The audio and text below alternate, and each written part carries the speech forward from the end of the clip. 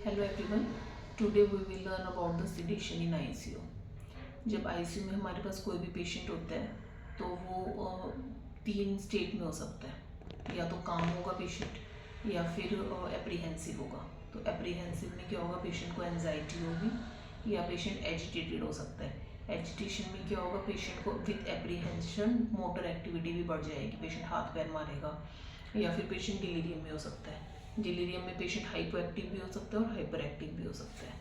इसलिए अगर कोई भी पेशेंट इंट्यूबेटेड है या फिर नॉर्मली भी आईसीयू में है तो उसमें हमें एक लेवल ऑफ सिडेशन मेंटेन करके रखना पड़ता है ताकि पेशेंट काम रहे।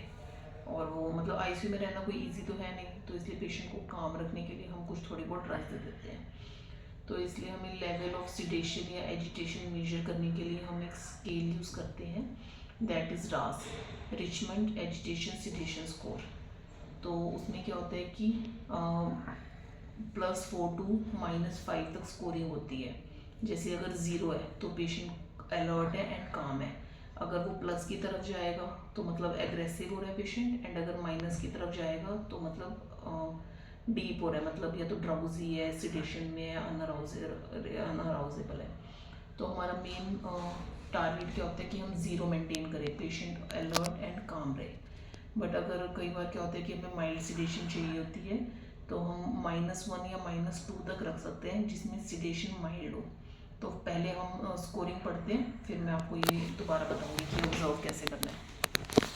जो ये देखिए, ये होता है रिचमंड एजिटेशन सिडेशन स्कोर, रास स्कोर। इसमें 0 क्या है, इज़ अलर्ट एंड काम। अगर पॉजिटिव की तरफ जाएगा तो patient +1 is restless, +2 is agitated, +3 is very agitated and +4 is combative. अगर नेगेटिव की तरफ जाएगा तो -1 is drowsy, -2 is light sedation, -3 is moderate sedation, -4 is deep sedation and -5 is unarousable. तो पॉजिटिव की तरफ जाएगा that is progressive agitation, and minus की तरफ जाएगा तो प्रोग्रेसिव सिडेशन है। तो इसमें काम है। रेस्टलेस में क्या होगा, सिर्फ एप्रीहेंसिव होगा, मूवमेंट कोई नहीं होगी। एजिटेशन में क्या होगा, नॉन पर्पसफुल मूवमेंट होगी बट वेंटिलेटर के साथ सिंक्रोनी होगी। वेरी एजिटेटेड में क्या होगा, वेंटिलेटर को भी कम टॉलरेट करेगा एंड ट्यूब्स कैथेटर निकालने की कोशिश करेगा। एंड कॉम्बेटिव +4 में क्या होगा, पेशेंट वायलेंट होगा और डेंजर टू लाइफ होगा। फिर इसमें क्या है, माइनस वाले में दैट इज़ प्रोग्रेसिव सिडेशन। इसमें क्या होगा कि पेशेंट -1 इज़ ड्राउजी होगा बट आई कॉन्टैक्ट होगा पेशेंट का for more than 10 seconds to voice. इसमें less than 10 seconds eye contact होगा to the voice. Moderate sedation में क्या होगा, आई कॉन्टैक्ट नहीं होगा वॉइस पे। और डीप एंड अनअराउजेबल में क्या होगा, इसमें पेशेंट का कोई आई कॉन्टैक्ट नहीं होगा, वॉइस पे रिस्पॉन्ड भी नहीं करेगा बट फिजिकल स्टिमुलेशन पे रिस्पॉन्ड कर सकता है। अनअराउजेबल में फिजिकल स्टिमुलेशन पे भी रिस्पॉन्ड नहीं करेगा। तो अब हम कोई भी पेशेंट अगर आईसीयू में देखते हैं तो हम कैसे देखेंगे, सबसे पहले हम उसको ऑब्जर्व करेंगे। अगर ऑब्जर्वेशन पे पेशेंट काम लग रहा है हमें तो हम उसको 0 या पॉजिटिव स्कोरिंग देंगे। बट अगर काम नहीं है, पेशेंट ड्राउजी लग रहा है, तो मतलब ऑब्जर्वेशन कर ली और पेशेंट अलर्ट एंड काम नहीं है तो हम स्टेप 2 पे आएंगे, that is respond to voice. अगर हम बुलाएंगे पेशेंट को, वॉइस पे रिस्पॉन्ड कर रहे हैं तो -1 टू -3 हम स्कोरिंग देंगे। और अगर वॉइस पे रिस्पॉन्ड नहीं कर रहा और सिर्फ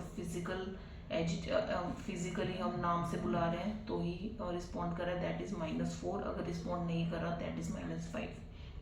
तो हमारा टारगेट क्या, आईसीयू में हमें पेशेंट की सिडेशन मेंटेन करने के लिए या तो हम काम रखेंगे या -1 टू -2 हमें मेंटेन करना होता है आईसीयू में सिडेशन पेशेंट का। तो इसके लिए हम काफ़ी ड्रग्स यूज़ करते हैं। ड्रग्स में हम क्या क्या यूज़ कर सकते हैं पेशेंट के लिए, फर्स्ट वन इज़ बेंजोडाइज़ेपिन्स हम यूज़ करते हैं। बेंजोडाइज़ेपिन्स में मोस्ट कॉमनली हम मिडाजोलैम यूज़ कर रहे हैं या फिर लोराज़ेपाम यूज़ कर रहे हैं। उसके अलावा हम प्रोपोफोल इन्फ्यूजन चला सकते हैं। कॉन्शियस सिडेशन के लिए हम डेक्समेट भी यूज़ कर सकते हैं पेशेंट्स में। अगर पेशेंट ज़्यादा एजिटेटेड है तो हेलोपेरिडोल भी यूज़ कर सकते हैं। Thank you. Please like, share and subscribe the channel.